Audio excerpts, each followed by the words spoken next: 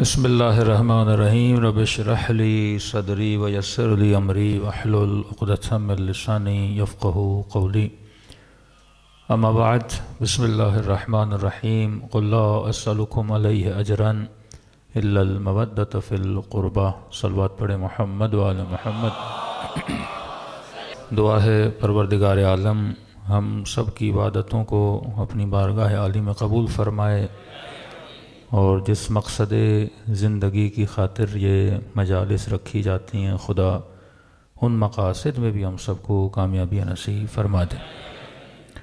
मुसलसल हुज्जत इलाही के उन्वान से गुफ्तगू हो रही है कि अल्लाह पर ये लाजिम है कि बंदों पर अपनी हुज्जत को तमाम करे। कल मिसाल दी हमने, अगर उसने ज़बान दी है और ज़बान को ज़ायक़ा दिया है तो आलम ख़ारिज में ज़ायक़ों का होना ज़रूरी है। अगर उसने प्यास दी है तो बाहर पानी का होना ज़रूरी है। अगर उसने भूख दी है बाहर खाने का होना ज़रूरी है। अगर उसने इस आलम में सर्दी को रखा है तो किसी ऐसी चीज़ का होना ज़रूरी है जिससे बदन गर्म हो जाए। अगर गर्मी का बंदोबस्त किया है फिर किसी ऐसी चीज़ का होना ज़रूरी है जिससे बदन ठंडा हो जाए। यानी हर ज़रूरत को जब वो ईजाद करता है तो ज़रूरत को पूरा करना ये भी अल्लाह पर लाजिम है, क्योंकि उसने ख़ुद वादा दिया कि मैं तुम्हें पैदा करता हूँ और तेरे साथ साथ तेरी ज़रूरतों को और उनको पूरा करने का पूरा बंदोबस्त करता हूँ। तो जब छोटा सा खाना पीना, प्यास, भूख, जो भी ज़ायक़े हम महसूस करते हैं वो आलम ख़ारिज में मिलते हैं, तो कैसे मुमकिन है कि इंसान ज़रूरत हिदायत को महसूस करे पर वो किसी हादी का बंदोबस्त न करे। हर बंदा कायनात में हिदायत के पीछे है, तो कैसे मुमकिन है खुदा बंदे को कन्फ्यूज़ रखे, हिदायत न दे। ये तो मौलवी और मुफ्ती हैं जिन्होंने लोगों को कन्फ्यूज़ किया, वरना उसकी किताब सराहतन हिदायत का ऐलान करती है। सराहतन खुदा हादियों का ऐलान करता है। कि मैंने दूसरी या तीसरी मजलिस में कहा था कि यह सवाल किया जाता है अगर हादी थे और हादी हैं तो अल्लाह नाम बता देता। मैंने कहा नाम से ज़्यादा सिफत मशहूर होती है। नाम की कॉपी हो सकती है, सिफत की कॉपी करना बड़ा मुश्किल है। मैंने अपना नाम आरिफ रखा, 100 लोग अपने बच्चों का नाम आरिफ रख सकते हैं, पर ज़रूरी नहीं कि हर कोई अपने बच्चे को वैसा बनाए जैसा मैं हूँ। या आपके अंदर कोई सिफत है, ज़रूरी नहीं वो सिफत मेरे अंदर आ जाए। तो सिफत बनाना बड़ा मुश्किल है।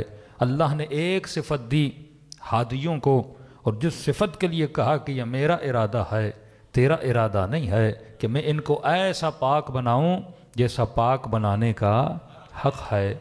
अब दुनिया जाके ढूंढे, आले रसूल के अलावा उनको कोई ताहिर मिलेगा नहीं।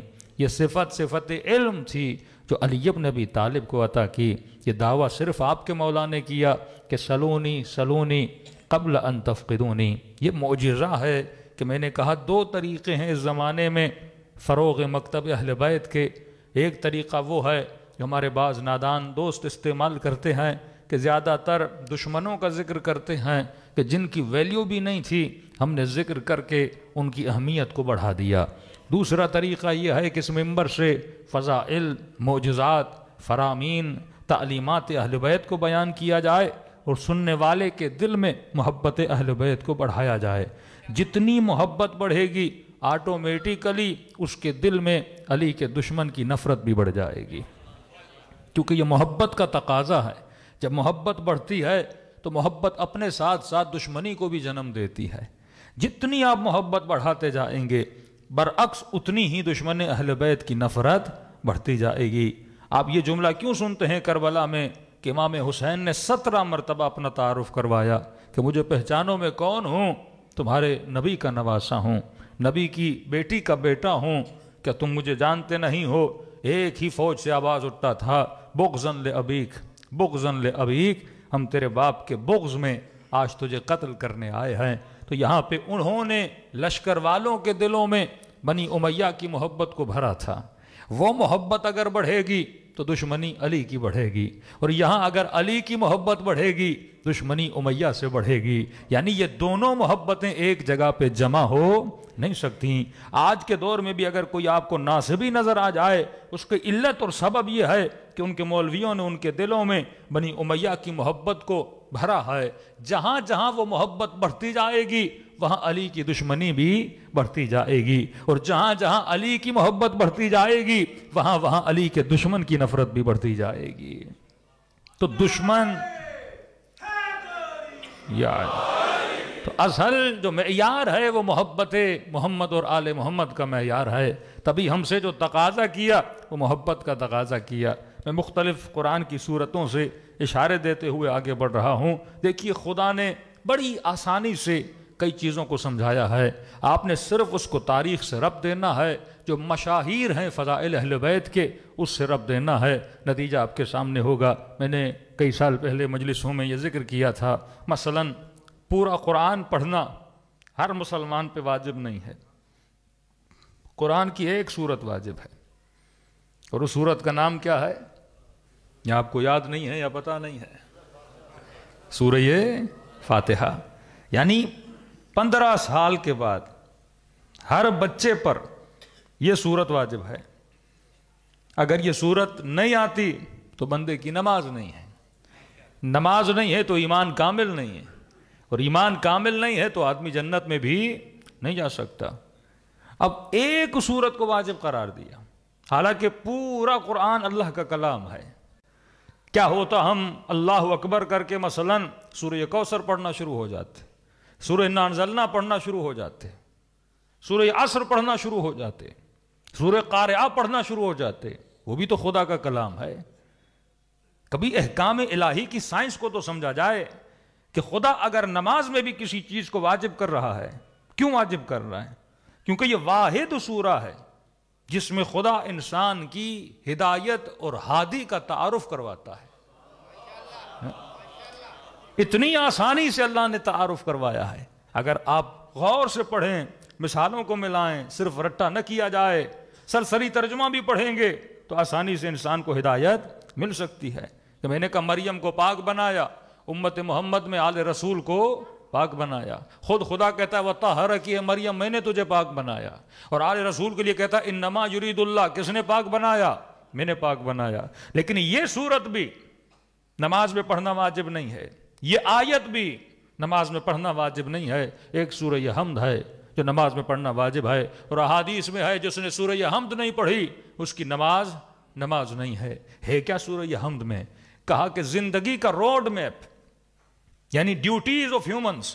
دنیا میں ہماری ڈیوٹی کیا ہے، ہم آئے کیوں، اللہ اس کی کلیات جو ہے وہ سورہ حمد میں بتاتا ہے. اب اس کی جزیات کے لیے آپ پورے قرآن کی طرف جا سکتے ہیں. وہ یوسف کا قصہ ہے، وہ موسیٰ کا قصہ ہے، وہ نوح کا قصہ ہے. ان قصوں سے عبرت لے سکتے ہو، نشانیاں پا سکتے ہو کہ امتوں نے کیا کیا جو امت محمد کو نہیں کرنا چاہیے. رسول فرماتے ہیں جو سورہ حمد نہ پڑھے اس کی نماز نہیں ہے. میں زیادہ ابتدائی آیتوں میں نہیں جاؤں گا. آخری آیتیں جس جو ہماری موضوع سے بھی ریلیٹڈ ہیں. فرمایا بسم اللہ الرحمن الرحیم، شروع کرتا ہوں اس خدا کے نام سے جو رحمان ہے رحیم ہے. 2 صفتیں بیان کی، رحمان بھی ہے رحیم بھی ہے. ایک صفت عام ہے، ایک صفت خاص ہے. یعنی خدا رحمان بھی ہے رحیم بھی ہے. اس کا مطلب کیا ہے؟ ایک مرتبہ خدا رحمت بھیجتا ہے جنرل طریقے سے. مطلب جب بادل برستے ہیں تو بادلوں کو یہ نہیں کہتا کہ علی والوں کے گھر پہ برسنا اور منکر علی کے گھر پہ نہ برسنا. اس کی رحمت عام ہے. بندے کو خلق کیا ہے، رزق دینا، بارش کا برسانا اللہ کی ڈیوٹی ہے. وہ چاہے اللہ کا دشمن ہی کیوں نہ ہو، لیکن اللہ اس کے گھر میں بھی کیا کرتا ہے؟ بارش کو برساتا ہے. یہ نہیں کہ یہ 10 ایکڑ زمین مثلا مومن کی ہے اور یہ 10 ایکڑ کسی ناصبی کی ہے یا دشمن مصطفیٰ کی ہے تو اس پہ گندم نہیں اگے گی. کہ نہیں، گندم تو اگاؤں گا کیونکہ میں نے اسے جسم دیا ہے. جسم دیا ہے تو جسم کی ضرورت کو میں پورا کروں گا. یہ اور بات ہے میں اس کے دل پہ مہر لگا دوں گا، اس کو نور سے نکال کے ظلمتوں میں پھینک دوں گا، لیکن کھانا تو میں دوں گا. تبھی کئی لوگ کہتے ہیں کہ بھائی اللہ کا بڑا کرم ہے، اللہ نے رزق دیا، اللہ نے دولت دی، اللہ نے بدن کو صحت دی اور کہتے ہیں یہی خدا کا کرم ہے. تو کہا بندہ خدا یہ کرم تو خدا نے کافر پہ بھی کیا ہے. آج انگریز ہم سے زیادہ صحیح سالم ہیں, آج دولت ان کے پاس ہم سے زیادہ, آج گھر بڑے بڑے ان کے پاس ہم سے زیادہ. اصل خدا کا کرم یہ ہے کہ وہ تیرے دل میں اپنی محبت اور اپنے محبوب کی محبت کو ڈال دے. اصل کرم یہ ہے کہ وہ اپنے مناجات کی لذت, اصل کرم یہ ہے کہ وہ تجھے عبادت کی لذت سے نوازے, وہ اپنی مناجات کی لذت سے نوازے, وہ رات کے اندھیروں میں تجھے اپنی طرف بلائے, جو لذت ہائے روحانی ہے وہ تجھے عطا کرے. وہ اصل کرم پروردگار عالم ہے. ہاں یہ بھی کرم ہے, عام کرم ہے, یہ کافر کے لیے بھی ہے, یہ تیرے لیے بھی ہے. ایک رحمت عام ہے, ایک رحمت خاص ہے. رحمت عام سب کے لیے, کا وہ رحمان بھی ہے, رحیم بھی ہے. ایک رحمت خاص ہے, اور خاص رحمت صرف خاص بندوں پہ نازل کرتا ہے. مثلاً ذکر اہل بیت پاکستان میں ہو رہا ہے, ہر بندہ اس ذکر کو نہیں سنتا. یہ رحمت خاص ہے. خدا خاص بندوں کو اپنے مصطفیٰ اور آل مصطفیٰ کے ذکر کو سننے کے لیے بلاتا ہے. یہ محبت محمد اور آل محمد ہر کسی کے دل میں نہیں بھیجتا, یہ خاص بندوں کے دلوں میں بھیجتا ہے. تو کبھی رحمت خاص کو محسوس کیا کرو. شروع کرتا ہوں, تفسیر اس کی لمبی ہے, باقی مدد کی اور اسم کی اسے ہم چھوڑ دیتے ہیں. بسم اللہ الرحمن الرحیم. الحمد للہ رب العالمین. شکر ہے اس خدا کا, شکر ہے اس خدا کا جو عالمین کا رب ہے. پھر دوبارہ ریپیٹ کیا اپنی دونوں صفتوں کو, الحمدللہ رب العالمین الرحمن الرحیم. شکر اس خدا کا جو عالمین کا رب ہے, جو رحمان اور رحیم ہے. یہاں شکر کرنے کی وجہ کو بیان کیا جا رہا ہے. 3 وجوہات کی وجہ سے اللہ کا شکر ہے. ایک تو اس کا شکر ہے کیونکہ وہ عالمین کا رب ہے. اگر وہ رب نہ ہوتا تو عالمین نہ ہوتے. رب کا مطلب وہ مدبر الامور ہے.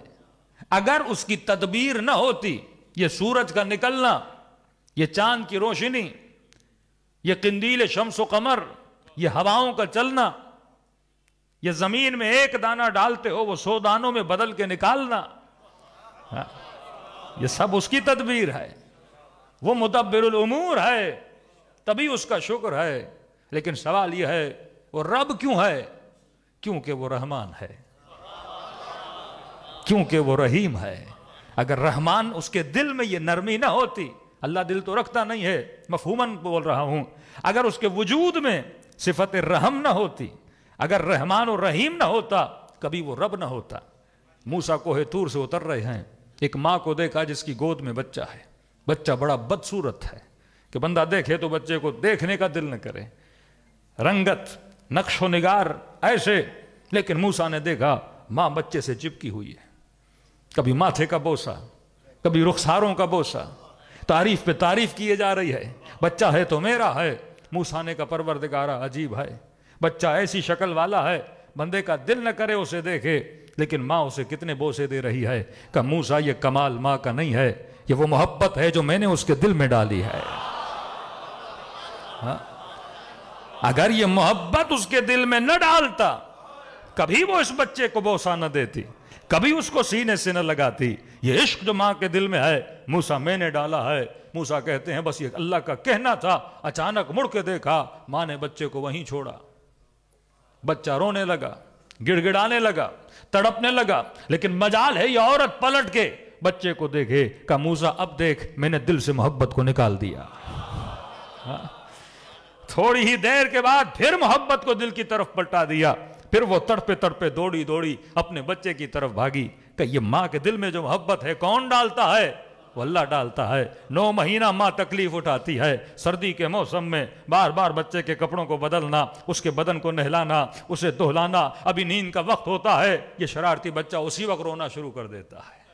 یہ ماں پھر اٹھتی ہے اس بچے کے لیے, کتنی تکلیفیں اٹھاتی ہے. ایسے تو نہیں کہ ماں کے قدموں میں جنت کو رکھا, کیونکہ اس کے دل میں اس محبت کو رکھا ہے, اور تیرے لیے کہا کہ میں نے جنت اس کے قدموں میں رکھی ہے. یہ اللہ کا کام ہے. اور یہ کیوں کرتا ہے؟ کیونکہ وہ رحمان ہے, کیونکہ وہ رحیم ہے. بھائی فقیر تڑپتا ہوا تمہارے سامنے آتا ہے, کہتے اللہ کے نام پہ کچھ دے دو. کوئی بندہ دیتا ہے, کوئی نہیں دیتا. کون دیتا ہے؟ جس کے دل میں اللہ نے کیا رکھا ہے؟ رحم رکھا ہے، یہ رحم نعمت الہی ہے۔ فرمایا وہ رب نہ ہوتا اگر رحمان اور رحیم نہ ہوتا۔ یہ پوری کائنات دو تین صفات کی بنیاد پہ چل رہی ہے۔ ایک اس کی ربوبیت ہے، ربوبیت کی وجہ یہ ہے کہ وہ رحمان ہے اور رحیم ہے۔ تبھی یہی صفت کا تعارف اپنے نبی کو دیا، کہا میں عالمین کا رب ہوں، وہ عالمین کا رسول ہے، میں رحمان اور رحیم ہوں اور وہ رحمت للعالمین ہے۔ یہی مظہر صفت خدا جو بتاتے ہیں کہ رسول رسول مظہر صفت خدا ہے۔ اپنا تعارف کروا دیا کہ میں وہ رب ہوں، الحمدللہ رب العالمین الرحمن الرحیم مالک یوم الدین۔ یاد رکھنا، کہیں غفلت میں نہ چلے جانا کہ کوئی اور مالک ہے۔ یوم الدین، قیامت کا مالک اگر کوئی ہے تو تیرا خدا ہے۔ تو سب کچھ کس کے لیے کرنا ہے؟ جو مالک ہے تیرا، جو رازق ہے تیرا، جو رب ہے تیرا، سب اس کے لیے کرنا۔ یہ بھول مت جانا کہ کوئی اور مالک ہے، مالک یوم الدین۔ اب جب یہ فیصلہ اٹل ہو گیا، جب تم سمجھ گئے کہ تدبیر وہ کرتا ہے، رحمان وہ ہے، رب وہ ہے، مالک وہ ہے، اب تیری ڈیوٹی کیا ہے؟ میں نے تو جو کرنا تھا کر دیا، اپنی رحمانیت کے صفت کے مطابق میں نے تجھے پیدا کیا، تو نہ تھا میں نے تجھے تھا کیا، تجھے عدم سے وجود میں لایا، تو نہ ہوتا تجھے کون یاد رکھتا؟ میں نے تجھے تشخص دیا، میں نے تجھے وجود دیا، اس کائنات میں تجھے پیدا کیا، اور دیکھ میں نے کتنی تدبیر کی ہے۔ یعنی بندہ 5 منٹ کے لیے سوچے، یہ کہکشاں، یہ ستارے، یہ گیلیکسیز، یہ پورا نظام بنا تیرے لیے۔ گدھوں کے لیے تو نہیں بنا نا، گدھا تیرے لیے بنا، گھوڑا تیرے لیے بنا۔ یہ دلیل ہے کہ کبھی آپ نہیں دیکھو گے کہ کوئی انسان گدھے کی خدمت کرے، ہمیشہ گدھا انسان کی خدمت کرتا ہے۔ آپ گدھوں پہ سوار ہوتے ہو، آپ گھوڑوں پہ سوار ہوتے ہو، آپ لوہا زمین سے نکال کے جہاز بناتے ہو، آپ لکڑیوں کو کاٹ کے کشتیاں اور گھروں کے فرنیچر کو بناتے ہو۔ گویا پوری کائنات کس کی خدمت میں ہے؟ آپ کی خدمت میں ہے نا۔ آپ مٹیوں کو نکال کے بلڈنگیں بناتے ہو، آپ سمندروں کو چیر کے سفینے بناتے ہو، آپ ہواؤں کو چیر کے ہوائی جہاز بناتے ہو۔ پوری کائنات کس کی خدمت میں ہے؟ انسان کی خدمت۔ کتنا ہاتھی بڑا ہے انسان کا خادم، کتنا اونٹ بڑا ہے انسان کا خادم۔ تبھی کہا سخر لکم ما فی السماوات والارض، پوری کائنات کو میں نے مسخر کیا۔ اے میرے بندے، تیرے لیے مسخر کیا۔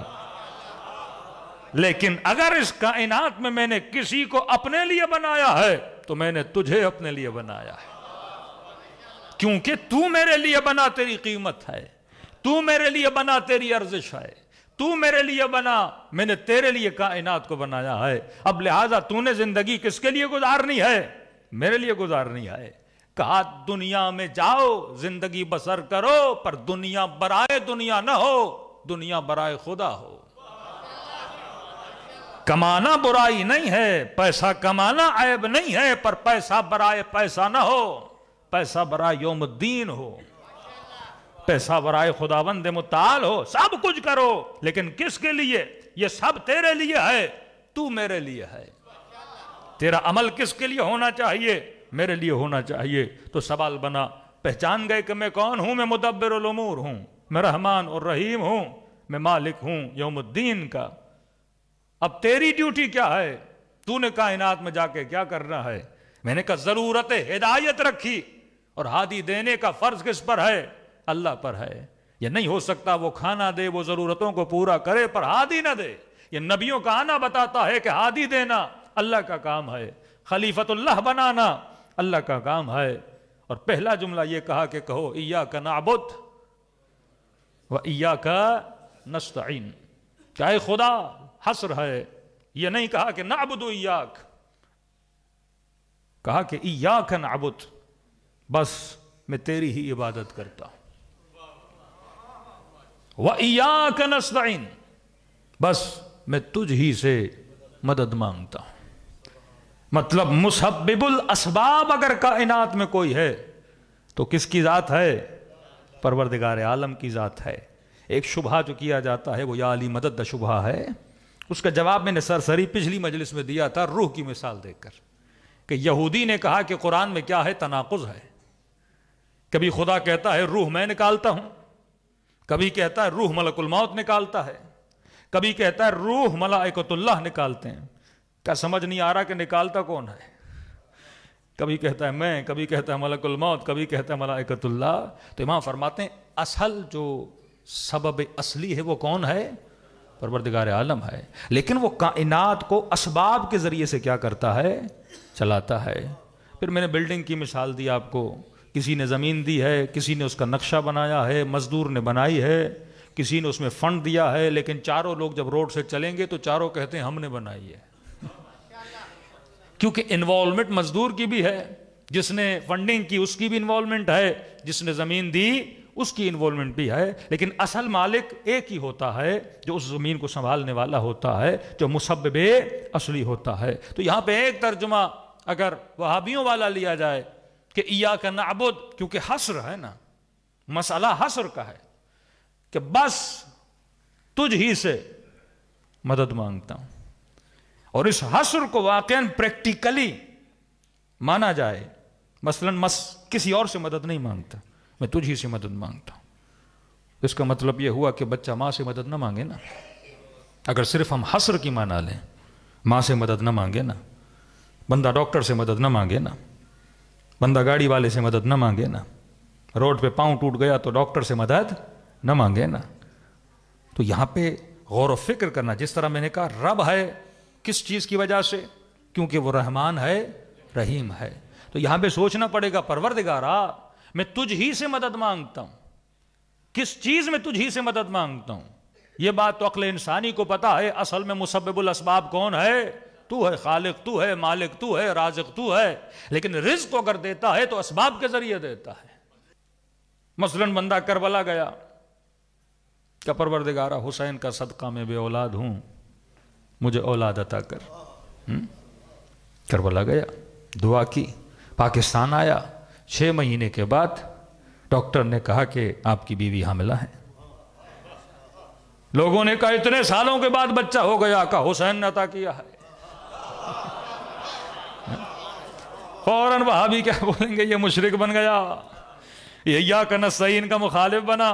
یہ بالکل ایسے ہے. اس مزدور کی مثال میں نے دی، گھر کی مثال. وہ قرآن کی آیتیں ہیں. 3 بار خدا کہتا ہے ملک الموت روح نکالتا ہے، ملائک روح نکالتے ہیں، میں خدا روح نکالتا ہوں. اصل روح نکلتی تو اللہ کے ارادے سے ہے، لیکن اس سبب میں اور اسباب میں کبھی ملائک شامل ہیں، کبھی ملک الموت شامل ہے، تو سارے وہ چیزیں شامل ہو جاتی ہیں. اب یہ گیا تھا حسین کی قبر پر، واسطہ دیا خدا کو حسین ابن علی کا کہ یا وجیہن عند اللہ اشفعی لنا عند اللہ. اے خدا یہ حسین کا چہرہ وہ چہرہ ہے جو تیری دربار میں عزت رکھتا ہے. میرے چہرے کی وہ آبرو نہیں ہے جو مصطفیٰ کے چہرے کی آبرو ہے، جو حسین ابن علی کے چہرے کی آبرو ہے. لہذا جب میری دعاؤں کو سنو تو میرے چہرے کو نہ دیکھنا، حسین کے چہرے کو دیکھنا. لیکن اگر مسلمان ضدی بن جائے، اتنی چھوٹی سی چیز کو اگر اپنی نادانی سے نہ سمجھے کہ بندہ اگر ڈاکٹر کے پاس جا رہا ہے، ڈاکٹر نسخہ لکھ رہا ہے اور دوائی کھانے کے بعد بندہ ٹھیک ہو گیا، تو عوامی زبان میں کیا کہتا ہے؟ مجھے کس نے شفا دی ہے؟ ڈاکٹر نے شفا دی ہے. لیکن اصل شفا کس نے دی ہے؟ اللہ نے دی ہے. اگر خدا ڈاکٹر کی لکھی ہوئی ٹیبلٹ کے اندر اثر نہ رکھتا، وہ میرے بدن میں اثر کیسے کرتی؟ ہمارا تو عقیدہ یہی ہے کہ لا مؤثر فی الوجود الا اللہ، وجود میں کوئی اثر ڈالنے والا نہیں سوائے پروردگار عالم کے. لیکن وہ ساری چیزیں اسباب کے ذریعے کرتا ہے. ایک چھوٹی سی ٹیبلٹ میں، ایک چھوٹی سی پیناڈول میں اتنی طاقت ہے، وہ سر کے درد کو ختم کر سکتی ہے. کیا مصطفیٰ کے نام میں اتنی طاقت نہیں ہے کہ اللہ میری حاجتوں کو قبول کرے؟ مسبب الاسباب ہے. دوسری شک یہ ہے کہ جب ہم کہتے ہیں ایاک نعبد و ایاک نستعین، تیری ہی عبادت کرتے ہیں، تجھ ہی سے مدد مانگتے ہیں. ان دونوں اگلے جملے کا اور پچھلے جملے کے ساتھ ایک ربط بھی بنتا ہے. وہ ربط یہ ہے کہ یہاں پر ویسے تو ہر چیز میں خدایا میں تجھ سے مدد مانگتا ہوں، لیکن وہ مدد کب بنے گی؟ جب میں حقیقی عبد بنوں گا نا. ایک بندہ اللہ کا عبد ہی نہیں ہے، پھر مدد کیسے مانگے گا؟ وہ کافر بنے گا، مشرک بنے گا، سیکولر بنے گا۔ پہلے ایک اصول کو مانو، جب اس اصول کو تم نے تسلیم کر لیا کہ رسول پہلے رسول نہیں، پہلے عبد ہے، علی پہلے مولا نہیں، پہلے عبد ہیں، تبھی تشہد میں پڑھتے ہیں اشہد ان محمدً عبدہ ورسولہ، پہلے عبدیت کے مقام پر ہے، پھر رسالت کا مقام ملتا ہے۔ اب میں مدد مانگتا ہوں کس چیز میں؟ پہلے جملے کی طرف غور کریں، ایاک نعبد، تیری ہی عبادت کرتا ہوں، چلو تیری عبادت کرتا ہوں، لیکن اے خدا اس عبادت میں مدد کون کرے گا؟ میں نے عبد بننا ہے تیرا، میں نے بندہ بننا ہے تیرا، اب یہ بندگی مجھے کون سکھائے گا کہ کیسے بندگی کرنی ہے؟ مجھے اس مقام تک کون لائے گا؟ وہ تیرا ارادہ ہے نا۔ کیوں سورہ یہ آیت الکرسی میں کہا کہ اللہ ولی الذین آمنوا یخرجہم من الظلمات الی النور؟ اگر میں نے تجھے ولی مانا، پھر مجھے ظلمتوں سے کون نکالے گا؟ تو نکالے گا نا۔ اللہ کا ارادہ ہے ایاک نعبد، تیری ہی عبادت کرتا ہوں، وایاک نستعین، اور اسی عبادت میں مدد کس سے مانگتا ہوں؟ تجھ سے مانگتا ہوں، تیرے علاوہ تیری عبادت میں میری کوئی مدد نہیں کر سکتا۔ تو ہی بتا سکتا ہے میں تیرا بندہ کیسے بنوں، تو ہی بتائے گا تیرا ہادی کون ہے، تو ہی بتائے گا تیرا نبی کون ہے، تو ہی بتائے گا میں کس کے در پہ جاؤں مجھے ہدایت ملے۔ اے خدا کوئی اور مجھے نہیں بتا سکتا۔ یہاں خلیفۃ اللہ کا فلسفہ حل ہو جاتا ہے کہ دنیا والے نہیں بتائیں گے تیرا خلیفہ کون ہے، تو ہی میری مدد کر کے بتائے گا۔ اچھا خدا اب مدد کرنا شروع کرتا ہے کہ پہلے مانو کہ تجھ سے مدد مانگتا ہوں، تیری ہی عبادت کرتا ہوں، اب دیکھ میں تیری مدد کیسے کرتا ہوں، کہ اب کہو اہدنا الصراط المستقیم، ڈیمانڈ کرو مجھ سے، دعا کرو، اہدنا، ہدایت کر ہمیں، کس پر؟ صراط مستقیم پر۔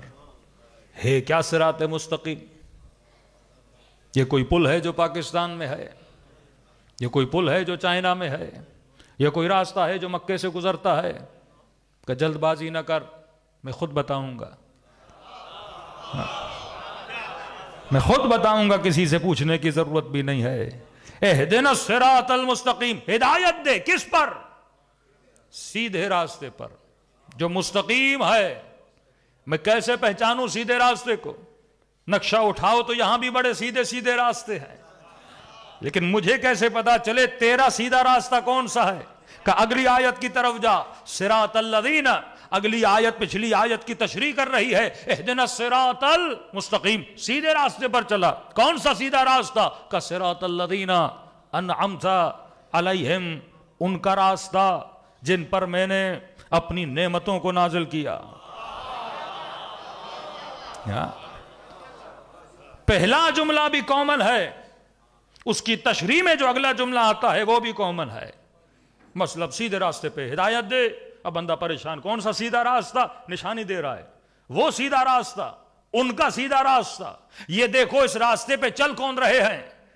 کائنات میں بڑے راستے ہیں، کچھ راستے پہ شیاطین چل رہے ہیں، کچھ راستے پہ مشرکین چل رہے ہیں، کچھ راستوں پہ کفار چل رہے ہیں، اور کوئی ایسا راستہ ہے جس پہ محمد چلتا ہے، ابراہیم چلتا ہے، عیسیٰ چلتا ہے، موسیٰ چلتا ہے۔ یہ وہ ہیں جن پر میں نے اپنی نعمتوں کو نازل کیا۔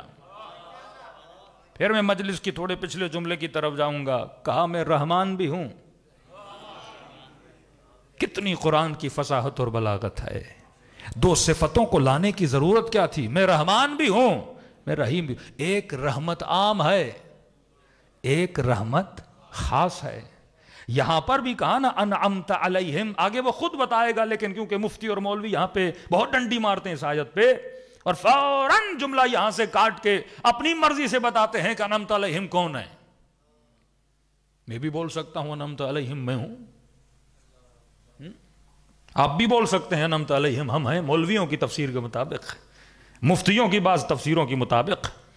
سرسری ترجمہ ہے نا، وہ جن پر میں نے اپنی نعمتوں کو نازل کیا۔ اب ہے کوئی کائنات میں ایسا بندہ جس پہ اللہ کی نعمت نہ ہو؟ لا کر دکھاؤ۔ میں تو کہوں گا اینیملز میں سے، انسانوں میں سے، جمادات میں سے کوئی ایک شے میرے سامنے ایسی لاؤ جو یہ بولے نہ کہ اللہ کی نعمت میرے اوپر نہیں ہے. انسان بھی بولے گا میرے اوپر نعمت ہے، مچھر بھی بولے گا میرے اوپر نعمت ہے، مکھی بھی بولے گی میرے اوپر نعمت ہے، تو کیا ان کے راستے پہ چلنا ہے؟ میں زیادہ کھولتا نہیں ہوں. وہ بولتے ہیں فلاں ہیں فلاں ہیں فلاں ہیں، شہداء ہیں، یہ ہیں وہ ہیں، صدیقین ہیں، اور خدا نے قرآن میں بتایا فلاں آیت میں یہ نعمت والے یہ نعمت والے. بھائی فلاں آیت میں تب جاؤ جب اس آیت میں جواب نہ ہو.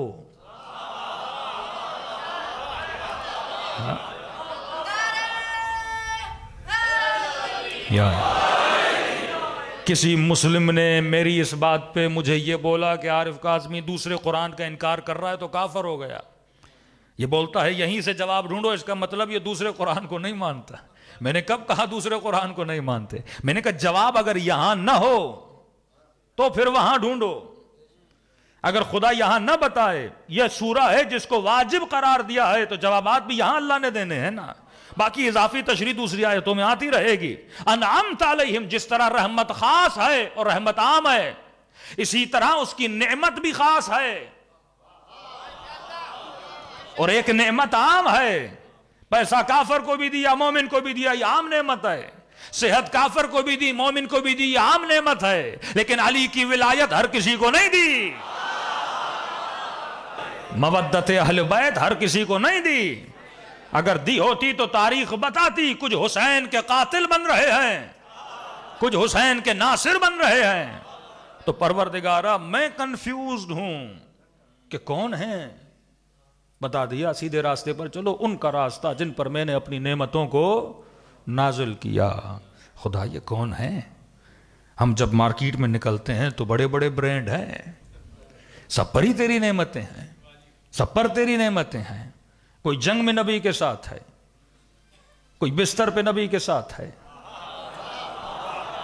کوئی غار میں نبی کے ساتھ ہے. ہمیں پتہ کیسے چلے کون سا نعمت والا؟ احد میں سب ساتھ ہیں، بدر میں ساتھ ہیں، حنین میں ساتھ ہیں، کوئی قریب ہیں کوئی دور ہیں. کون ہیں نعمت والے؟ اگر مسلمان یہ فارمولہ بنا دے کہ سارے نعمت والے ہیں تو یہی تو وہ کنفیوژن ہے جس چیز کی وجہ سے مسلمان آج کا جوان دین گریز بنا ہے. مولویوں کو کیا ہے؟ کسی اہل سنت کے جوان نے کہا، لبرل مائنڈ سیٹ کا بچہ تھا، کہ آپ کہتے ہو دیندار بنو دیندار بنو، رمضان میں ہم ٹی وی کھولتے ہیں ایسے لگتا ہے چار مرغے آپس میں لڑ رہے ہیں. مولوی تو لگتے ہی نہیں ہے کسی اینگل سے، کہ ہم نے دین پڑھا ہی نہیں. رمضان کا مہینہ آتا ہے، بندہ 4 دن بیٹھ کے اللہ رسول کی باتیں سننا چاہتا ہے، اینکر مزے لے رہا ہوتا ہے، اور یہ 4 مفتی مولوی ایسے ایک دوسرے کے ساتھ لڑتے ہیں کہ میں سوچ رہا تھا اتنا دین پڑھ کر بھی ان کو ہدایت نہیں ملی، تو یہ دین کس کام کا؟ تبھی آج کا جوان جو مسلم جوان ہے، جو پاکستان کا ایک عام طبقہ ہے، وہ سیکولر بنتا جا رہا ہے. کہتا ہے بس دین، بس عید آئے گی نماز عید پڑھیں گے، مریں گے مولوی چلو جنازہ پڑھا دے گا، شادی کرنی ہوگی نکاح پڑھا لیں گے، باقی ہم جانے ہمارا کام جانے. کیوں لوگ دین گریز بنے؟ ایسی غلط تفسیروں کی وجہ سے. انعمت، سارے نعمت والے ہیں، کوئی سارے نعمت والے ہیں، یا بندہ کرے تو کیا کرے؟ علی بھی نعمت والا، تمہارے مطابق امیر شام بھی نعمت والا، تو کس کے پیچھے جائے؟ صفین میں کچھ علی کے پیچھے کچھ اس کے پیچھے. اللہ کو کہیں گے سارے نعمت والے تھے نا، مفتی نے بولا تھا. کون سا نعمت والا؟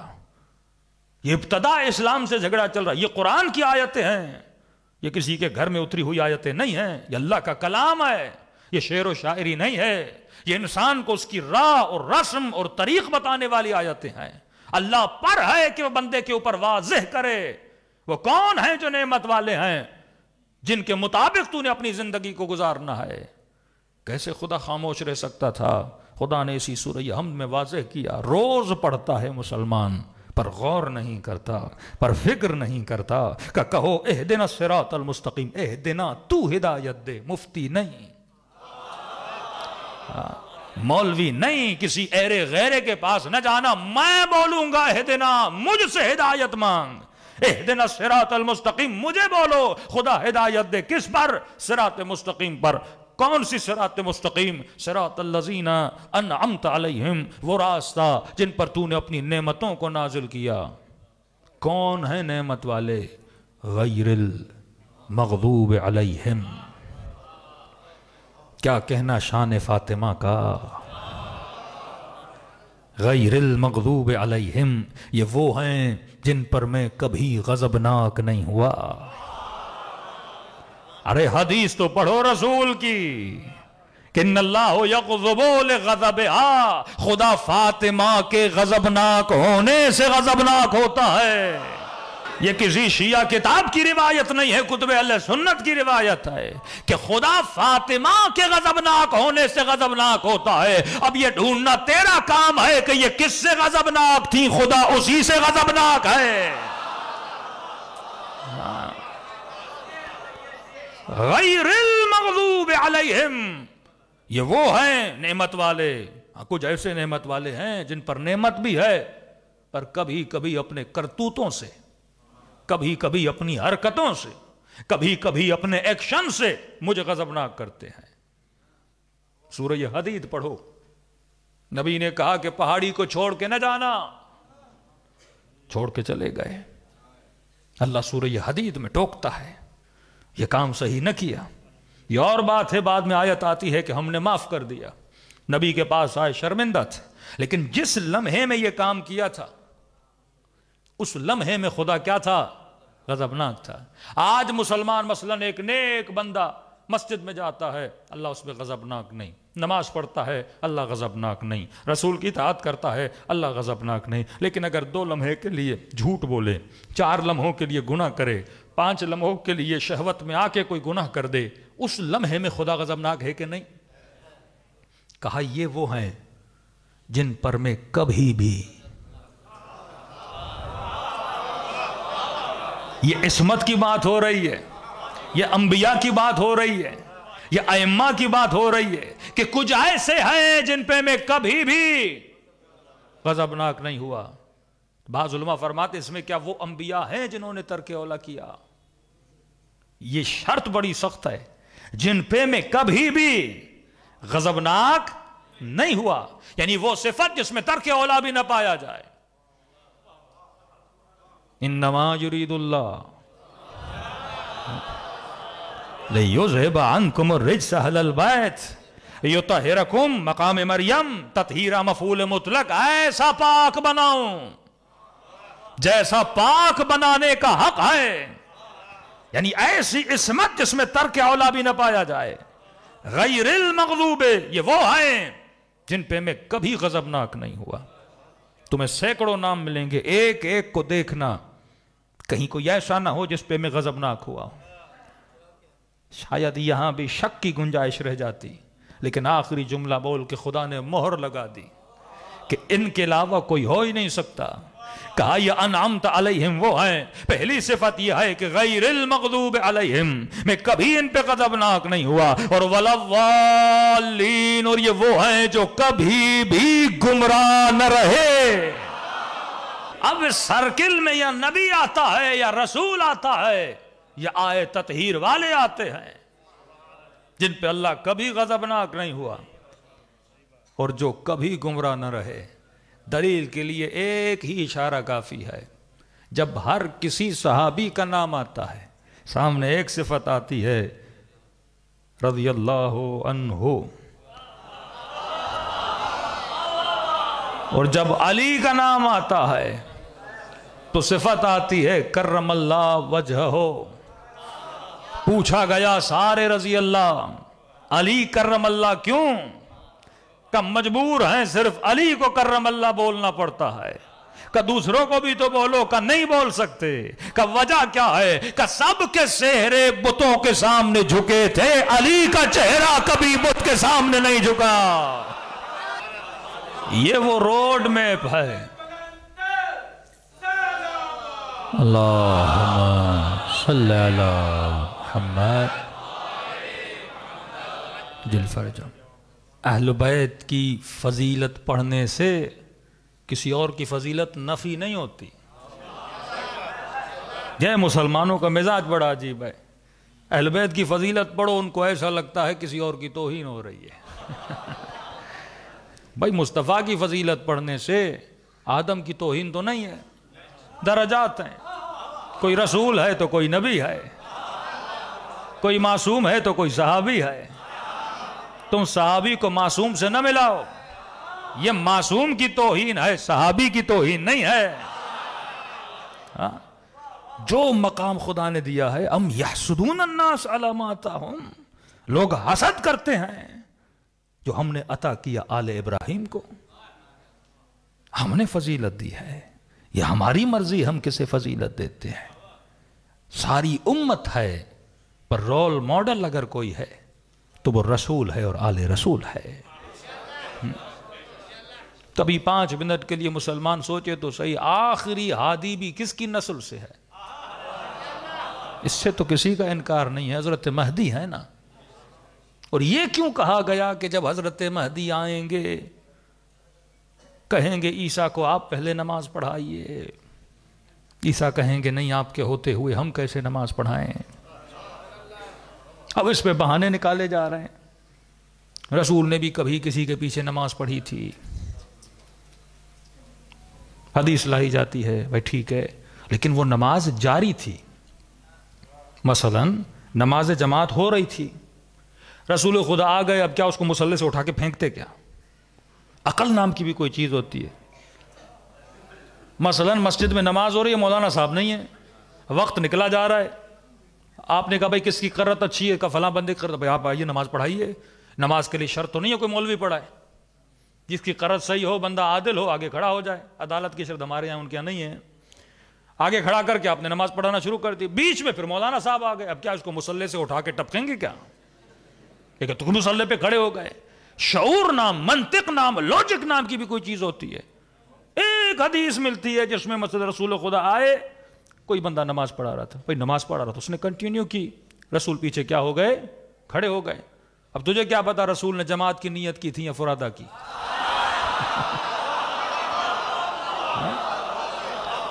یہ کوئی دلیل تھوڑی ہے علی نے بھی فلاں فلاں کے پیچھے نماز پڑھی تھی۔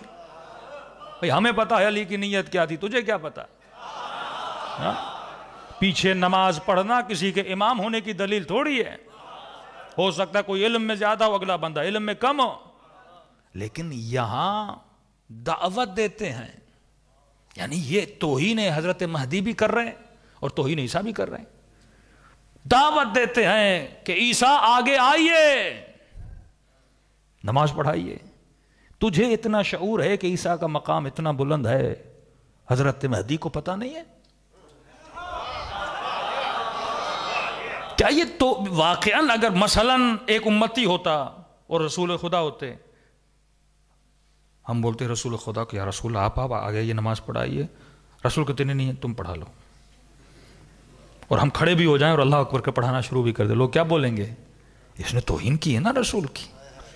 حضرت مہدی کو مثلاً بقول آپ کے پتہ نہیں تھا عیسیٰ کا مقام ان سے بلند ہے۔ دعوت، یہاں دعوت ہے، آپ آئیے آگے نماز پڑھائیے۔ وہ کہتے ہیں آپ کے ہوتے ہوئے میں کیسے پڑھاؤں؟ تھوڑا سا شعور ہو بندے میں، عیسیٰ مریم کا بیٹا ہے، مہدی فاطمہ کا بیٹا ہے۔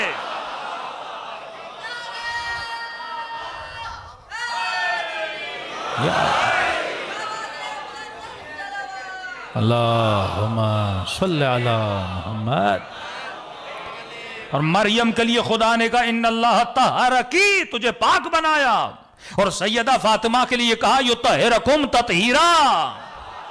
مریم کو عبادت خانے سے نکالا گیا، علی کی والدہ کو بلایا گیا۔ یہ کتابیں تو پڑھو، حاکم نیشاپوری نے صراحتاً لکھا کہ علی ابن طالب کو والدہ کو بلایا گیا، دعوت دی ہے۔ انہوں نے کہا نہیں آپ کے ہوتے ہوئے میں کیسے نماز پڑھاؤں؟ حضرت مہدی نے نماز پڑھائی ہے، نبی پیچھے کھڑے ہو کر نماز پڑھ۔ اب جسے ہدایت نہیں لینی وہ ضدی ہے، جسے قرآن کی نشانیاں نہیں سمجھنی وہ ضدی ہے، جس نے امت کو گمراہ رکھنا ہے وہ ضدی ہے۔ صراحتاً خدا قرآن کی آیتیں، کتنی حدیثیں، کتنے اقوال رسول بتائیں اپنی آل کی فضیلت میں۔ کبھی کہیں میں شہر علم علی دروازہ، کبھی کہیں علی تو میرے لیے ایسے جیسے ہارون ہے، کبھی کہیں سب دوسروں کے بھائی علی تو میرا بھائی ہے، کبھی کہے علی حق کے ساتھ ہے، حق علی کے ساتھ ہے، کبھی کہے علی کی مثال کعبے کی طرح ہے۔ دنیا کعبے کے پاس نہ جائے، کعبے پہ فرق نہیں پڑتا، دنیا کعبے کے پاس جائے لوگوں کو عزت ملتی ہے۔ اور کیا بولیں، کبھی کہا من کنت مولا فاز علی مولا، جس کا میں مولا اس کا علی مولا۔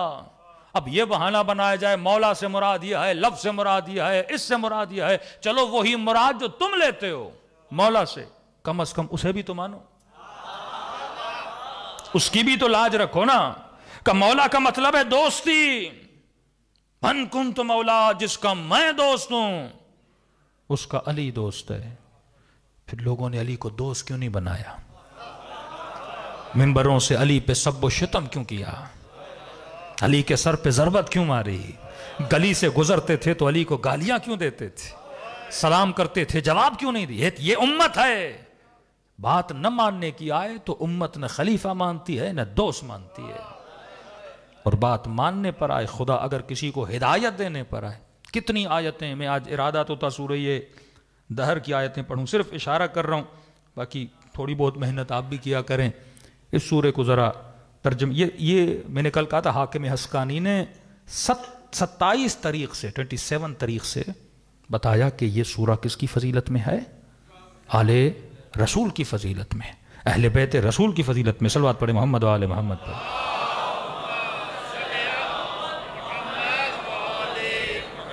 یہ سورہ شروع ہوتا ہے حل اتی علی الانسان حین من الدہر لم یکن لہ شیئا مذکورا، انسان کو کوئی جانتا نہیں تھا، ہم نے انسان کو خلق کیا، نطفے سے خلق کیا، ابتدائی آیتیں ہیں۔ پھر اللہ خلقت انسان کی بات کر کے ان انسانوں میں خلق شدہ کچھ خاص انسانوں کا ذکر کرتا ہے، کہتا ان الابرار یشربون من کأس کان مزاجہا کافورا، کچھ لوگ ہیں جو ابرار ہیں، عباد خالص ہیں، مقرب درگاہ خدا ہیں، وہ جنت میں ایک شراب پئیں گے، جس شراب کا مزاج جو ہوگا، ذائقہ جو ہوگا، وہ کون سا ہوگا؟ کافور کا ہوگا۔ عیناً یشرب بہا عباد اللہ یفجرونہا تفجیرا، یہ جو شراب ان کو دی جائے گی جس کا مزاج کون سا ہوگا؟ کافور کا ہوگا۔ یہ کس چشمے سے آئے گی؟ مثلا گلاسوں میں ابرار کو ایک شراب دی جا رہی ہے جس کا ذائقہ کافور سے ملتا جلتا ہے، یہ کس چشمے سے آئے گی؟ عیناً یشرب بہا، اس چشمے سے ان کو دی جائے گی جس چشمے سے عباد اللہ پیا کرتے ہیں۔ یعنی ابرار سے بھی کچھ اعلیٰ مقامات ہیں، اس لیے مولا فرماتے ہیں علی کے شیعہ ابرار ہیں۔ ان ابرار کو جام پلائیں گے کون؟ عباد اللہ، اللہ کے خاص بندے، ایک خاص چشمے سے پلائیں گے۔ یفجرونہا تفجیرا، ان کی مرضی ہے، وہ جہاں چاہیں اس چشمے کو جاری کریں، جسے چاہیں یہ جام پلائیں، ان کی مرضی ہے، جسے چاہیں سلمان بنائیں، جسے چاہیں حبیب ابن مظاہر بنائیں، یہ چشمہ ان کے پاس ہے، جس کے جام میں ان کی مرضی ہوگی اس چشمے کے دو قطرے ڈال دیں، وہ ابرار بنتے ہیں۔ اور یہ کون ہے؟ اب خدا تعارف کرو، قرآن ہے نا، صرف ترجمہ آپ پڑھیں گے۔ ابرار جام پئیں گے، جام کہاں سے پئیں گے؟ ایک چشمہ ہے جو عباد اللہ کا ہے، وہ جہاں چاہتے ہیں چشمے کو جاری کرتے ہیں۔ اب یہ عباد اللہ کون ہے؟ یہ وہ ہیں یوفون بالنذر، جو اپنی نظر پہ وفا کرتے ہیں۔ وَيَخَافُونَ يَوْمًا كَانَ شَرُّهُ مُسْتَطِيرًا، شب جمعہ ہے، اور ڈرتے ہیں اس دن سے جس کا شر بہت زیادہ ہے، یعنی قیامت کا دن۔ یہ عباد اللہ وہ ہیں جو کیا کرتے ہیں؟ نظر پہ وفا کرتے ہیں۔ جملوں پہ غور کیجئے گا۔ دوسرا، قیامت کے شر سے خوف ہے ان کے دل میں۔ مولا فرماتے ہیں جب اماں نماز پڑھتی تھی، امام حسین، امام حسن، جب ہماری والدہ نماز پڑھتی تھی، ترتعش وجودہا، بی بی کے وجود کی ہڈی ہڈی خوف خدا سے کانپتی تھی۔ امام حسن کے لیے کیا ہے؟ جب وضو کرتے تھے چہرے کا رنگ زرد ہو جاتا تھا، بعض ہمارے شیعوں کے اندر نادان شیعہ جو بے وقوف قرآن نہیں پڑھتے کہتے ہیں دعائے کمیل علی کی تھوڑی، علی نے کون سا گناہ کیا؟ یہ صفت ہے عباد اللہ کی. بندہ بھلے گناہ نہ کرے پر وجود میں خوف خدا ہوتا ہے. خوف خدا کیوں ہوتا ہے؟ کیونکہ وہ قیامت کے شر سے ڈرتے ہیں. وہ دن اتنا عظیم ہے، وہ جاہو جلال و حشمت خدا کو دیکھ کر ان کے وجود میں کپ کپاہٹ طاری ہو جاتی ہے. یہ صفت اہل بیت ہے. بعض بے وقوف اس صفت کا کیا کرتے ہیں؟ انکار کرتے ہیں. یوفون بالنذر، ان صفتوں کا دیکھنا کتنی پیاری صفت ہے. واللہ زندگی اہل بیت میں جاؤ بندہ محظوظ ہوتا ہے آیتوں کو پڑھ کے. نظر پہ وفا کرتے ہیں. دوسرا اس دن سے ڈرتے ہیں جس کا شر بہت بڑا ہے. واللہ سارے اصحاب کی تاریخ اٹھاؤ اور اہل بیت کی تاریخ اٹھاؤ، کون ہے جس نے خوف خدا کی دعائیں پڑھی ہیں؟ کمیل کس نے سکھائی؟ علی نے. کہ اتنا روتے تھے دعائے کمیل پڑھتے پڑھتے کہ زمین گیلی ہو جاتی تھی. آئے مسلمان اور روز عرفہ میں زیارت عرفہ پڑھے امام حسین کی دعائے عرفہ. بی بی زینب فرماتی ہیں اتنا حسین نے یا رب یا رب یا رب کہا کہ حسین زمین پر گر پڑے. کون ہے جس نے کہا باز جا کے کہو کہ حسین ایک رات کی مہلت مانگنا چاہتے ہیں؟ کون ہے جس کو لقب ملا زین العابدین؟ کس کی عبادتیں مشہور ہیں؟ یہ وہ آل رسول ہیں، وہ انبیاء داؤد ہیں، کیونکہ ان کے اندر یہ صفات ہیں. آگے دیکھیے خدا کس طرح تعارف کرواتا ہے. یوفون بالنذر، جو اپنی نظر پہ وفا کرتے ہیں. دوسری صفت ان میں یخافون یوما کان شرہ مستطیرا، قیامت کے دن سے ڈرتے ہیں. ویطعمون الطعام علی حبہ مسکینا ویتیما واسیرا. اوپر نظر کی بات کی، کس پہ وفا کرتے ہیں؟ نظر پر. یہ تمام تر میں نے کہا 27 تاریخ سے ثابت ہے. پوچھا یہ آیت کس کی شان میں نازل ہوئی؟ کہ حسنین بیمار تھے، سیدان نظر کی. بچے ٹھیک ہو جائیں گے 3 دن علی اور میں روزے رکھیں گی. کہ روزے رکھے. اللہ کہتا ہے یطعمون علی حبہ، اللہ کی محبت میں عطا کرتے ہیں. پہلی رات مسکین آیا، اپنا کھانا مسکین کو دیا. پھر یتیم آیا، کھانا یتیم کو دیا. پھر اسیر آیا، کھانا اسیر کو دیا. نخاف من ربنا یوما عبوسا قمطریرا. پھر فرمایا انما نطعمکم لوجہ اللہ، ہم اگر تمہیں دے رہے ہیں تو لوگوں کے دکھاوے کے لیے نہیں. لوجہ اللہ، کس کے لیے دے رہے ہیں؟ اے خدا تیری خاطر دے رہے ہیں. جب سیدان نے نظر دی کسی کو پتا نہیں تھا، صرف خدا کو پتا تھا. خدا نے آیتوں کو نازل کیا. ڈھنڈورا نہیں پیٹا انہوں نے دین کا کام کرتے وقت. ہاں تبھی پروردگار عالم نے آیتیں نازل کی. یطعمون طعام علی حبہ مسکین یتیما واسیرا انما نطعمکم لوجہ اللہ لا نريد منکم جزاء ولا شکورا انا نخاف من ربنا یوما عبوسا قمطریرا. ہم اپنے رب سے ڈرتے ہیں جس دن، جو قیامت کا دن ہے. بڑی آیتیں ہیں. آخر میں صرف آخری آیتوں میں آ رہا ہوں. وما تشاءون الا ان یشاء اللہ. یہ وہ ہیں جو کبھی اپنی مرضی نہیں چلاتے. کہتے ہیں خدا جو تیری مرضی وہ حسین کی مرضی. آؤ پڑھو کس نے یہ جملے کہے کہ رضن برضا وتسلیما لامرے لا معبود سواک. اے خدا حسین تیری رضا پہ راضی ہے. یہ کس کے جملے ہیں؟ یہ نبی کی بیٹی کے جملے. یہ تاریخ میں قید ہیں یہ الفاظ. کہاں سے لاؤ گے ایسی شخصیتیں؟ اور خدا کیا بتائے صراحتاً فضائل آل رسول میں. سمجھنے والے کے لیے حجت کو تمام کر دیا گیا ہے.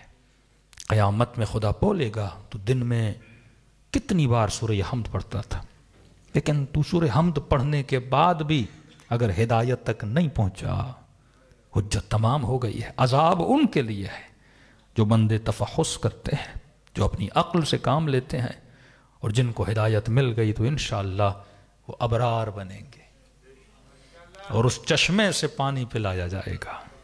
یہ بھی تو حدیث ہے نا کہ جام کوثر کون پلائیں گے؟ رسول ہوں گے، علی مرتضی ہوں گے. لواء الحمد، وہ علم جو قیامت میں کس کے ہاتھ میں ہوگا؟ کتب اہل سنت میں لکھا ہے کہ لواء حمد علی بن ابی طالب کے ہاتھ میں ہوگا. کون ہیں جو اس علم علی بن ابی طالب کے جو ہاتھ میں اس کے سائے میں ٹھہریں گے؟ دعائے ندبہ پڑھیے، بڑی پیاری دعا ہے. کل جمعہ بھی ہے، آج شب جمعہ ہے. کہا نا کہ میرے شیعہ، اے علی تم اور تمہارے شیعہ علی منابر من نور، قیامت کے دن نور کے ممبروں پہ بیٹھے ہوں گے. ہاں کچھ باتیں تو تھیں دوسروں کے لیے ہدایت کے لیے، کچھ اپنے لیے بھی سنیے.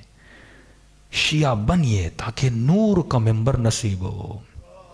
ابھی الحمدللہ ہم سب محبت کے مقام پر فائز ہیں. جب شیعت کے مقام پہ فائز ہو گئے، یعنی وہ خوف پیدا کرو، نخاف یومن کان شرہ مستطیرا، یہ خوف پیدا ہوتا ہے دعائے کمیل پڑھنے سے، یہ خوف پیدا ہوتا ہے عبادات کو انجام دینے سے، یہ خوف پیدا ہوتا ہے کہ بندہ غفلت کو توڑے، یہ سوچے کہ خدا مجھے دیکھ رہا ہے. مولا فرماتے ہیں جوان سے پوچھو زندگی کیسے گزری، کہے گا خواب کی طرح. بوڑھے سے پوچھو، کہے گا خواب کی طرح. 70-80 سال کے بندے سے پوچھو خواب کی طرح. کہ عجیب بندے ہو جو زندگی خواب کی طرح گزر جائے. اس زندگی کے لیے اپنی آخرت کو تباہ و برباد نہ کیا کرو. کہ عباس ایک رات کی مہلت مانگو، 5 منٹ کے لیے سوچیے. جب یقین تھا کہ کل شہید ہو جائیں گے، بندے کو ایک رات کی مہلت ملے، اپنی بیٹی کے ساتھ گزارے، بھائیوں کے ساتھ گزارے، کڑیل جوان بیٹوں کے ساتھ گزارے. لیکن لشکر یزید کے سپاہی کہتے ہیں حسین کے لشکر سے تسبیح خدا کی آواز ایسے آ رہی تھی جیسے شہد کی مکھیاں اپنے چھتے پہ آواز نکالتی ہیں. ایسی بندگی کی واللہ کسی نے ایسی بندگی نہیں کی. یہ وہ عباد اللہ ہے، اس کا رنگ ہمارے اندر ہونا چاہیے. صبغت اللہ ومن احسن من اللہ صبغہ. کون ہے جو اپنے وجود کو رنگ خدا میں رنگ دے؟ کہ کس طرح شیعہ بنے کا بڑا آسان ہے. کوشش کرو جو صفات اہل بیت کی ہیں وہ اپنے اندر پیدا کرنا شروع کر دو، تم بھی منا اہل بیت بن جاؤ گے. مولا علی کی صفت کیا تھی؟ شجاع تھے، خوف خدا تھا، سخی تھے. امام حسن کی صفت کیا تھی؟ امام حسین صابر تھے. امام موسیٰ کاظم والکاظمین الغیظ، اپنے غصے کو پینے والے. باقر العلوم، علم کا چشمہ. یہ ساری صفات. امام رضا، جلدی راضی ہونے والے. جواد، یہ ساری صفات اپنے اندر پیدا کرو سیرت اہل بیت کی. پھر ہمارے اندر کس کی خوشبو آنا شروع ہو جائے گی؟ کردار اہل بیت کی خوشبو آنا شروع ہو جائے گی. اور یہی وہ وزن ہے. فَهُوَ فِي عِيشَةٍ راضی. آخرت میں عیش وہ کرے گا من ثقلت موازینو، جس کا وزن کیا ہوگا؟ پیسوں کا وزن نہیں، بیگز کا وزن نہیں، اعمال کا وزن زیادہ ہوگا. ابتدا واجبات سے کریں، 40 دن، 60 دن، 80 دن. جب پابند ہو جائے نا واجبات پر، پھر آہستہ آہستہ بندہ مستحبات کی طرف بڑھتا چلا جائے. پھر خدا ینابیع الحکمہ، حکمت کے چشمے مومن کے دل پہ کیا کرتا ہے؟ جاری کرتا ہے. بہت قریب ہیں، بہت قریب ہیں جنت کے. بس وہ کرنا ہے جو حر نے کیا. ہاں، توبۃ النصوب. فیصلہ کرو، ارادہ کرو، آج کے بعد برائی سے دور جانا ہے، آج کے بعد گناہ سے دور جانا ہے. ایک ہوتا ہے ڈیلیٹ، ایک ہوتا ہے شفٹ ڈیلیٹ. توبۃ النصوب شفٹ ڈیلیٹ ہے، یعنی مکمل اپنے سسٹم سے اس برائی کو کیا کر دو؟ ختم کر دو. اور وہ کہو اور وہ کرو جو حسین نے کیا. پھر دیکھو وہ یہ نہیں کہا کہ حر حسین کے سینے سے لگ جا، کہا بھیا حر حسین کے سینے سے لگ جا. ہاتھوں میں رسیاں تھیں، آنکھوں پہ پٹی تھی. امام نے کہا حر میں نے تو تجھے معاف کیا، ہاتھوں میں پٹی یا ہاتھوں میں رسیاں کیوں باندھی؟ رو کر کہا اے کاش یہ ہاتھ کٹ جاتے، کبھی زہرا کے لال کے گھوڑے کی لجام میں نہ پڑتے. پیار آیا حسین کو، رسیاں اتاری. سردار تھا اپنے قبیلے کا، اور کوئی عام شخصیت نہیں ہے. آنکھوں سے پٹی اتاری، کہ اور آنکھوں پہ پٹی کیوں باندھی ہے؟ کہ کاش اندھا ہو جاتا، حسین کی آنکھوں میں آنکھیں ڈال کے نہ دیکھتا. مولا بے حیا ہو گیا تھا، شرمندہ ہوں، غافل تھا، شرمندہ ہوں، معافی مانگنے آیا ہوں. حسین نے کہا جا میرے سینے سے لگ جا بھیا حر. یہاں سے کرم جتنا بڑھے گا نا حر کے اندر اتنا دکھ بڑھ رہا تھا. ایسے امام کی میں نے توہین کی، ایسے امام کا میں نے راستہ روکا. میں کوفے جانے دیتا آج حسین کربلا میں نہ ہوتے. دلاسا دیا، لیکن تاریخ لکھتی ہے حر رونے سے رک نہیں رہے تھے. پھر دلاسا دے رہے حر معاف کر دیا، اب تو راضی ہو جا، چپ ہو جا. سفید بالوں والا بوڑھا ہے اور بچوں کی طرح رو رہا ہے. حسین بھی دیکھ رہے ہیں, پورا لشکر دیکھ رہا ہے, دلاسے دے رہے ہیں اور معاف کر دیا حسین نے. روتے روتے کا مولا ایک گزارش ہے, بولو حر, مولا آپ نے معاف کیا, میرا دل ہے کہ میں بیویوں سے معافی مانگوں. خدا کی قسم میں حر بنا فاطمہ کی وجہ سے. ادب ادب اور ادب, جس کے دل میں ادب سیدہ تھا وہ حر بنانا. امام نے کہا حر, تو جانتا ہے اخلاق اہل بیت کو, جب میں نے معاف کیا تو اس پورے گھر کے بچے نے تجھے معاف کیا.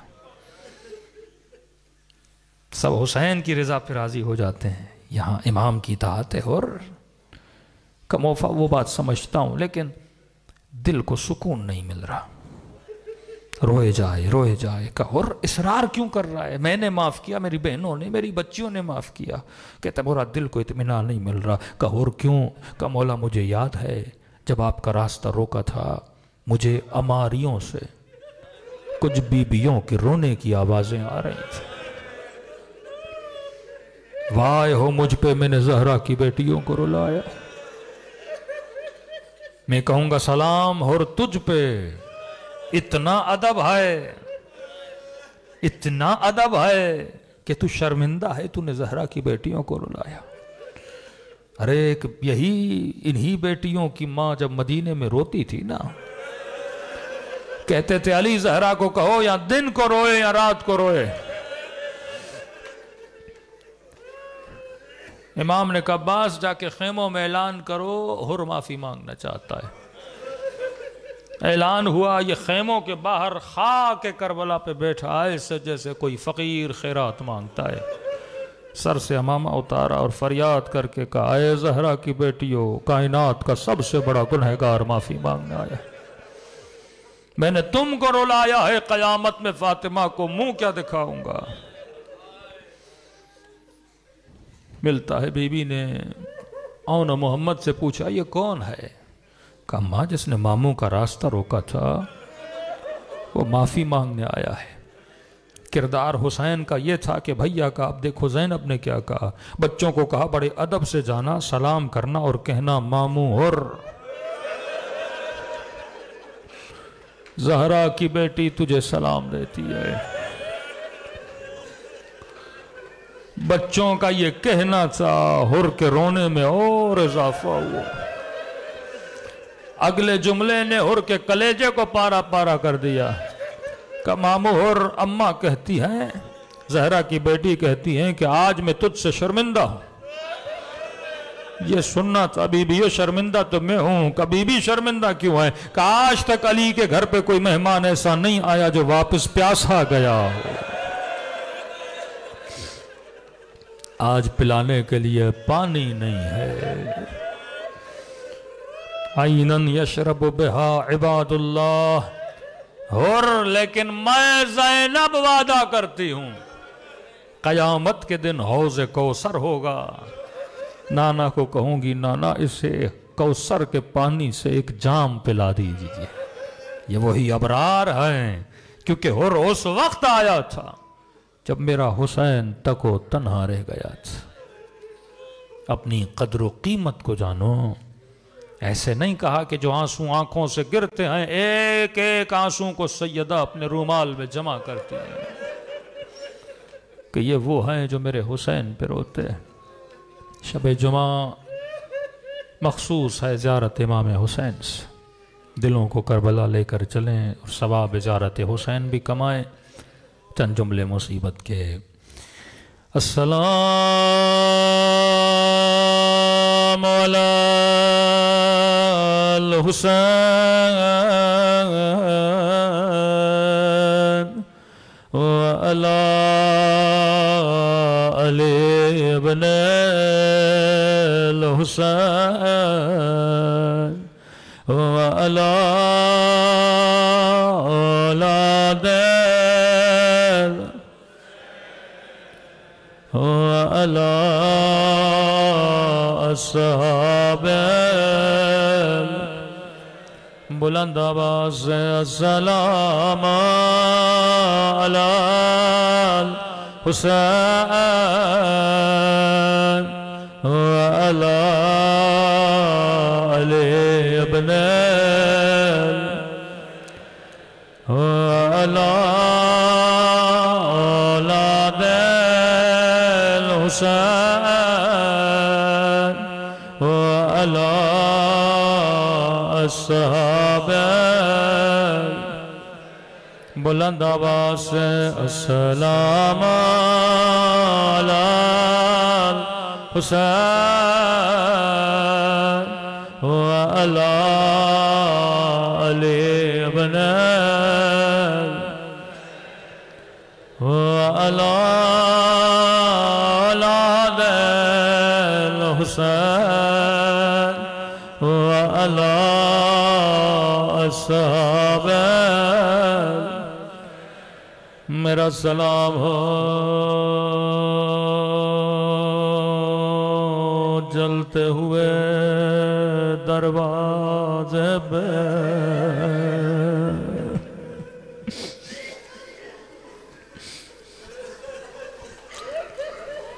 شب جمعہ ہے شب توبہ ہے دعا کریے خدا آج کی رات میری گنہگار آنکھوں کو نہ دے تجھے واسطہ ان آنکھوں کا ایک آنکھ میں تیر تھا دوسری آنکھ میں خون بھرا تھا کہا عباس زندگی گزر گئے تو نے مجھے بھیا نہ کہا آج امام ہو کے حکم دیتا ہوں مجھے بھیا کہو یہاں جنت البقیع کی طرف رخ کیا کہ اما ام البنین معاف کرنا میں اپنا وعدہ توڑ رہا ہوں اے خدا آج کی رات میرے گنہگار ہاتھوں کو نہ دے تجھے عباد کے کٹے ہوئے بادوں کا واسطہ آج کی رات میری گنہگار زبان کو نہ دے تجھے واسطہ علی اصغر کے خوشگو زبان کا شب جمعہ مخصوص ہے زیارت امام حسین جب عام مومن کی خواہش ہے میں شب جمعہ حرم امام حسین میں گزاروں یقیناً آج کی رات امام زمانہ کربلا میں موجود ہوں گے مجھے نہیں پتا کہاں پہ گریہ کر رہے ہوں شاید تلہ زینبیہ پہ رو رہے ہوں گے یا شاید رأس الحسین کے مقام پہ رو رہے ہوں گے یا شاید نہر فرات کے کنارے عباد کے کٹے ہوئے بولو پہ رو رہے ہوں گے مولا اگر زحمت نہ ہو تھوڑی دیر ہماری مجلس میں تشریف لائیے تھوڑی دیر ہمارے حق میں دعا کیجئے فرمائے مومن جب بھی آنکھوں میں آنسو خدا کو ہمیشہ دو واسطے دیا کرو اللہ یہ واسطے کبھی رد نہیں کرتا ایک خدا کو میری پپھی زینب کا واسطہ دیا کرو دوسرا خدا کو میری ننی سی سکینہ کا واسطہ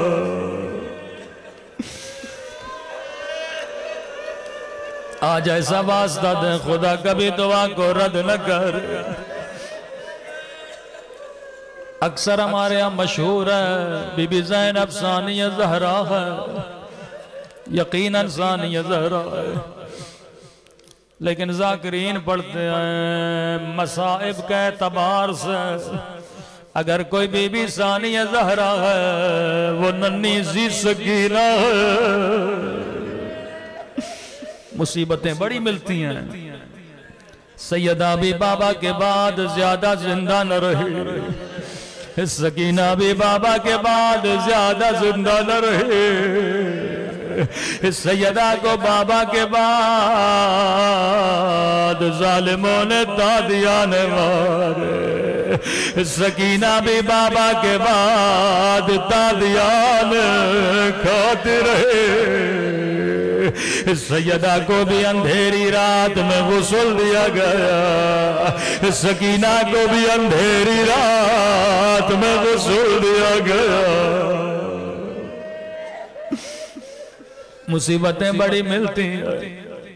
چند فارسی کے شعر ہیں، ایرانی ذاکر جب سیدہ سکینہ کے مصائب پڑھتے اس طرح جناب فاطمہ سے ملاتے ہیں، کہتے ہیں ننھی بچے بابا سے بڑا پیار کرتے تھے، خدا کسی بچی کو بابا کی کٹی گردن نہ دکھائے، خدا کسی بچی کو قیدی نہ بنائے۔ پورے قافلے میں چلتے تھے، بڑے غور سے بابا کی کٹی گردن کو دیکھتے تھے، رو کے کہتی تھی بابا میرے غریب بابا، باپ تو بیٹیوں سے شرمایا نہیں کرتے، بابا تیری آنکھیں بند کیوں ہے، ذرا آنکھوں کو کھولو، ذرا سکینہ کو دیکھو۔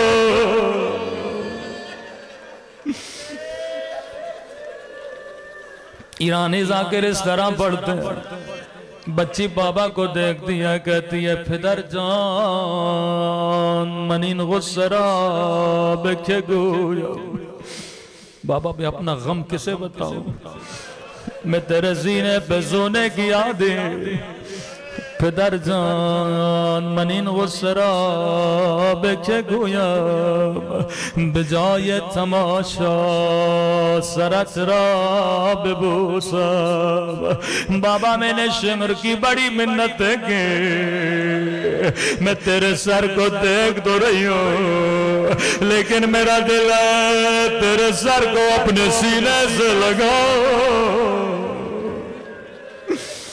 تیرے سر کے بوسے لو، یہ ظالم میری باتوں کو نہیں مانتا۔ اگلا جملہ بڑا درد بھرا جملہ ہے، پدر جان منین غسرا بچے گویا، نظر کھول ای مہد عشق امید، اے میرے پیارے بابا، اے میرے غریب الوطن بابا، ایک نظر سکینہ کو دیکھ تو لو، نظر کو نئی مہد عشق امید، کہ من تنہا کود کے مسفید، بابا ذرا آنکھیں کھولو، ذرا میرے بالوں کو دیکھو، میں تاریخ کی واحد بچی ہوں، او جس کے بال بچپنے میں سفید ہو گئے، او بابا دادی زہرا کے بال جوانی میں سفید ہوئے تھے، لیکن شمر نے اتنا مارا میرے بال بچپنے سفید ہو گئے۔ نظر کو نئی مہد عشق امید، بابا ذرا ایک نظر سکینہ کو دیکھو کہ من تنہا کودک مسفید نظر کو نئی مہد عشق امید کہ من تنہا کودک قد خمید بابا ایک نظر میری کمر پہ کرو